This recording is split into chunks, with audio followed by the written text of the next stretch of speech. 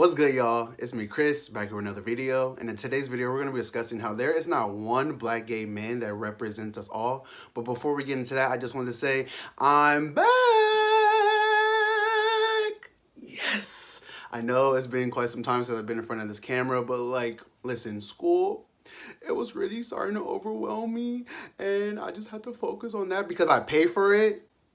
So that is just what had to take priority. In the meantime, doing YouTube videos, I love to death and I want to build this channel, but I don't get not one penny, not a dime from doing YouTube videos. So school is what had to be my priority for a little bit, and that is finally done. I wrapped up my final. I got a B- on my final, which is whatever. I didn't really study, so that is fair to expect a B-. I'm actually surprised I didn't get a little bit lower. But for the overall grade of the class, I got an A, y'all. I got a fucking A. That was my goal when I first started this class, that I wanted to get an A in this class, and I fucking got it.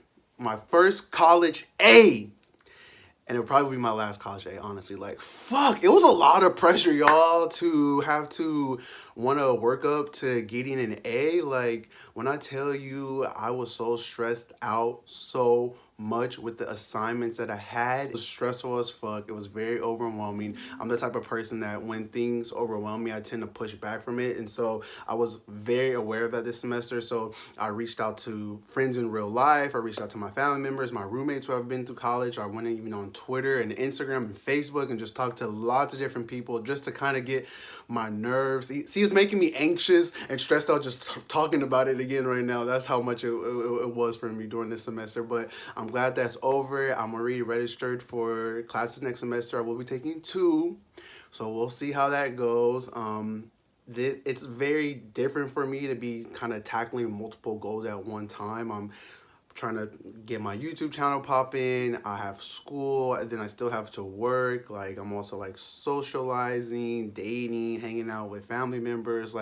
It's a lot going on. That's not usually the style of life that I live. I usually can pick one goal, focus on that, and I'm able to have room to be able to do other things. But it's the first time in my life that I actually feel busy. I generally don't attaching myself to that. I'd be like, nigga, you ain't busy, you got time. And it's oh, that's what y'all mean by busy. Now I know. So semester is done, so I can get back to focusing on doing a few more videos. Hopefully in the next month before the semester starts, I'll be able to crank out at least about 4 videos. I do have about 3 outlined, so just keep out on the lookout for that. I will be back.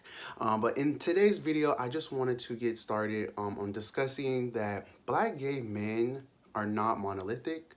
We're not a monolith. We're not all the same. There's not one of us that can represent the whole entire community as a whole, because we're so vast and so diverse, and there's just so many different experiences that are among the spectrum of black gayness, of black queerness, that there's no way that one person could represent it. So what brought up this conversation is that there was this tweet that someone posted on Twitter, and I'm paraphrasing, I don't have it right in front of me, but it was that Love and Hip Hop does the best job when it comes to finding the worst representation for black gay men.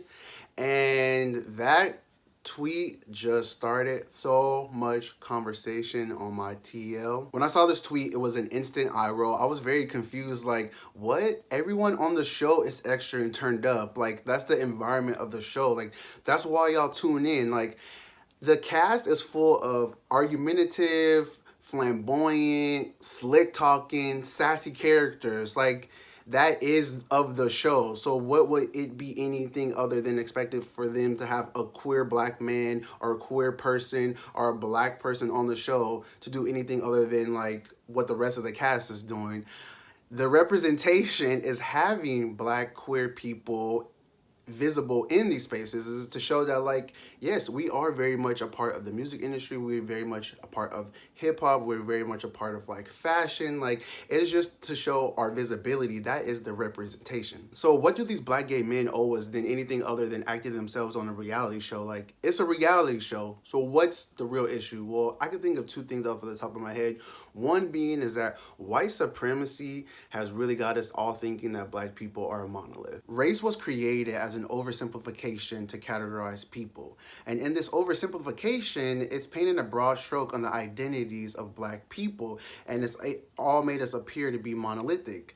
And with this conditioning, it makes us all appear to be the same, but anyone with any common sense just knows that's not true. There's so much diversity within Black gay men. Like, the community is so vast, and we all fall on different parts of the spectrum of our Blackness and our queerness, all with different influences depending on where you lived and who you were raised around and what type of information you consume. Like, there's so much richness, there's so much different stories, so many different like experiences within our culture that there's no way to be able to minimize it down to one person. There's way too much pressure for one person, or for any people really for that matter, to have to represent the community in which they identify in. Like, how can one person represent the whole community? That one person represents themselves. They represent a part of the community, not the totality of it. It's really limiting and small-minded to think that one person could represent the majority of the community.